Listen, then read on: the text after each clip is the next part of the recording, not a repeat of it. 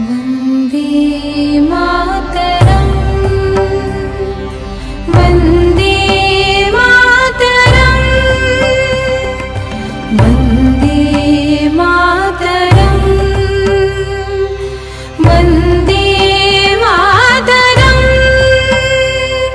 এশিয়ার দ্বিতীয় সর্ববৃহৎ দেশ ইন্ডিয়া।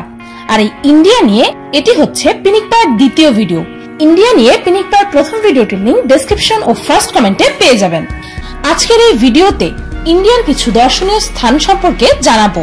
তবে কি জানেন, বাংলাদেশের 22 গুণ এই দেশটির সম্পর্কে কখনোই একটি ভিডিওতে বলে শেষ করা সম্ভব না। তাই যদি আপনারা ইন্ডিয়া সম্পর্কে দর্শনীয় স্থানের আরো পর্ব দেখতে চান তবে কমেন্টে জানাতে ভুলবেন না যেন। তো চলুন বেরিয়ে পড়ি এমন এক দেশের ভ্রমণে যেখানে কোনো কোনো জায়গায় আছে সবুজে ঘেরা উর্বরতা, কোথাও বা আছে মরুভূমি, কোথাও আবার বরফে ঢাকা, আবার কোথাও আছে স্বচ্ছ সমুদ্রের পানি। যে দেশে ভ্রমণ করার অর্থই হচ্ছে এই পৃথিবীর প্রায় বেশিরভাগ স্বাদ এক দেশেই উপভোগ করা। তো চলুন বেরিয়ে পড়ি প্রতিবেশী দেশ ইন্ডিয়ার এই সফরে।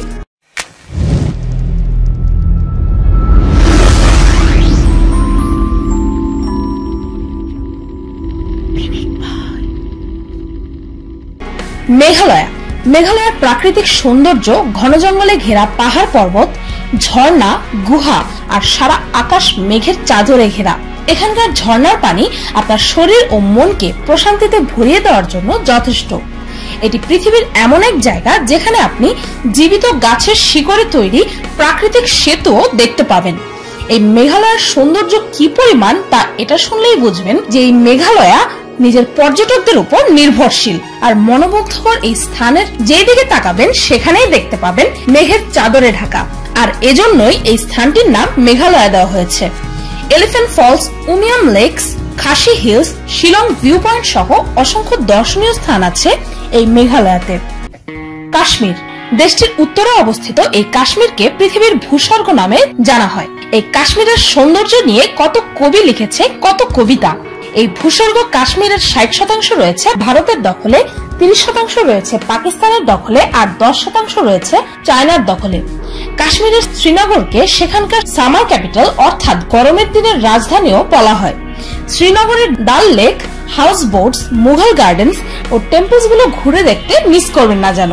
তাছাড়াও এই কাশ্মীরের আরো কিছু দর্শনীয় স্থান শালিমার গার্ডেন, নাগিন লেক, হজরত বল শ্রাইন এই স্থানগুলো উল্লেখযোগ্য।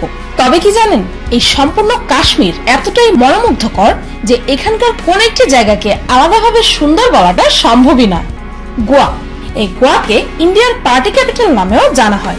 আপনার নিত্যদিনের বোরিং জীবনটাকে রাঙিয়ে তোলার জন্য, নাচিয়ে তোলার জন্য গোয়া একটি চমৎকার স্থান। গোয়ার আকর্ষণীয় সমুদ্র সৈকত, স্পিড বোটিং, স্কুবা ডাইভিং ও নাইট লাইফ বিশেষ করে সারা বিশ্বের যুব সমাজের আকর্ষণের কেন্দ্র হয়ে দাঁড়ায়।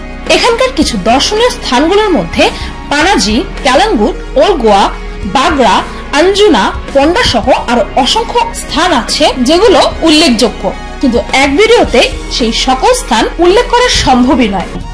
আগ্রা। দিল্লি থেকে প্রায় 200 কিলোমিটার দূরে উত্তরপ্রদেশে অবস্থিত এই আগ্রা তাজমহলের জন্য বিখ্যাত। এই তাজমহল হচ্ছে এই পৃথিবীর সপ্তাচার্যের একটি। তাজমহল ছাড়াও আগ্রাতে অবস্থিত আগ্রা ফোর্ট আর ফতেপুর সিক্রি ইউনেস্কো দ্বারা ওয়ার্ল্ড হেরিটেজের স্বীকৃতি পেয়েছে। তাছাড়াও শীষ মহল, গুরুদ্বারা, গুরুকা তাল, জাহাঙ্গীর মহল সহ আরো অনেক ঐতিহাসিক অলংকারে সাজানো এই আগ্রা। দার্জিলিং। ইন্ডিয়ার ওয়েস্ট বেঙ্গলে অবস্থিত এই দার্জিলিংকে পাহাড়ের রানী বলা হয়। অপরূপ সুন্দর বরফের চূড়া, সবুজে ঘেরা পাহাড়ের নিস্তব্ধতা, এই দার্জিলিং এর সৌন্দর্য কারোই অজানা নয়। এখানে আসলে আপনি চায়ের বিভিন্ন ভ্যারাইটির স্বাদ নিতে পারবেন। নিজের অসাধারণ সুন্দর চা বাগান ও এখানকার বেস্ট কোয়ালিটির চায়ের কারণে এই দার্জিলিং দেশ বিদেশের হাজারো পর্যটকদের কাছে জনপ্রিয়। এখানে আপনি টিবেটিয়ান ট্রাইব, কালচার আর খাদ্যাভ্যাসও দেখতে পারবেন।